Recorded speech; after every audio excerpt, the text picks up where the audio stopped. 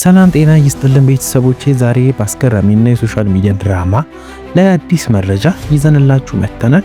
ትላንት ሄርሜላ ላይ ሲሳለቁባትና ሲያስጨንቋት የነበሩ ዳኒና ሜሪ ዛሬ በድንገት ሀሳባቸውን ቀይረዋል፣ ይቅርታ ጠይቀዋል። ይህ ይቅርታ ከልብ የመነጨ ነው ወይንስ ሌላ ድራማ አለ? አብረን የምናየው ይሆናል። ለቻናሌ አዲስ ከሆናችሁ ደግሞ ሰብስክራይብ በማድረግ ቤተሰብ እንድትሆኑ ያለን እንጠይቃለን። ቪዲዮውን ደግሞ ላይክ በማድረግ ጀምሩ። ወደ መረጃችን ስንገባ ትላንት ዳኒና ሜሪ ሩታን ሆነው ሄርሜላን ስልክ ቀምተው ሲሰድባትና ሲሳለቁባት ነበረ። ከአብርሃም ህይወት እንድትወጣ ሲያስፈራራት አይተናል። ዛሬ ግን ዳኒና ሜሪ ሆነው ሄርሜላ ፊት ቀርበው ይቅርታ ጠይቀዋል። ይህ ይቅርታ የመጣው ከጸጸት ሳይሆን በህዝብ ዘንድ የደረሰባቸው ወቀሳና ስድብ ለመሸሽ እንደሆነ ግልጽ ነው። ሁላችንም የምናውቀው ነገር ነው። የዳኒና የሜሪ ስራ መጨረሻው ይሄ ስለሆነ ህዝቡም ብዙ እየተቃወማቸው ስለሆነ ይህንን ለመሸሽ ያደረጉት ነገር እንደሆነ እናውቃለን። እዚህ ጋር ግን ትልቁ ጥያቄ ያለው ለሩታ ነው። ትላንት ከነሱ ጋር ቆማ ሄርሜላን ስትቆጣ የነበረችው ሩታ ዛሬ ዳኒና ሜሪ እሷን ለብቻዋ ትተው ከጠላቷ ጋር ሰላም ሲፈጥሩ ምን ይሰማታል? ዳኒና ሜሪ ሩታን ከሰዎች ጋር ያላትን ነገር በአጠቃላይ እያጣሏት ከሰዎች ጋር እያጋጯት ብቻዋን ለማስቀረት እያደረጉ እንደሆነና ስራቸውን በግልጽ የሚያሳይ ይሆናል።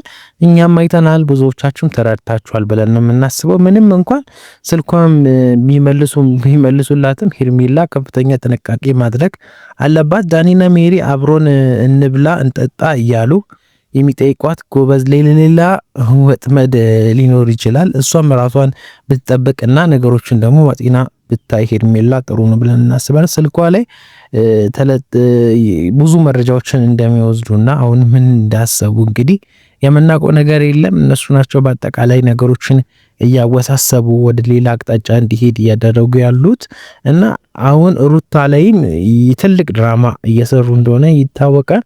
አሁን እሷ ጋር አብረው ትላንት ተጣልተው ነበረ። ዛሬ ብቻዋን ጥላዋት መተው ይቅርታ ሲሉ ማንም ሰው ቢሆን ምን ይሰማዋል? አሁን አንድ ሰው ተጣልቶ ከሆነ አብሮ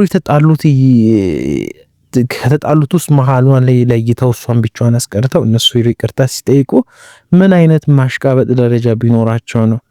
እንዴት ምን አይነት ነገር ውስጥ እነሱ ምን ቢያስቡ ነው ይሄን ያክል እሷን ብቻዋን ጥለው ሄርሜላን ይቅርታ የሚያስጠይቅ ነገር እና እነሱ ዳኒ ሜሪም የሚያደርጓቸው ነገሮች ትክክል ያልሆኑ ነገሮች ላይ ናቸው እየሰሩበት ያሉት። በጣም አግባብ ያልሆነ ነገር ነው። ሄርሜላም ሩታም መንቃት አለባቸው።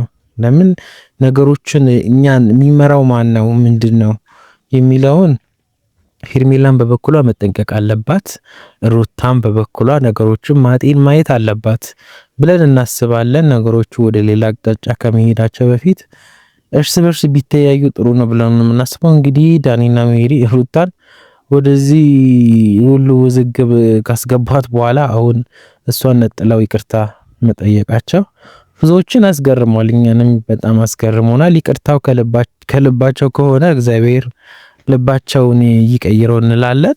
እናንተስ ምን ትላላችሁ? ዳኒና ሜሪ ከልባቸው ተጸጽተዋል ወይንስ ሩታን ለመክዳት የታቀደ አዲስ ስልት ነው? አስተያየታችሁን በኮሜንት ላይ አስፍሩልን። በቀጣይ ቪዲዮ እስከምንገናኝ ደህና ሁኑልኝ።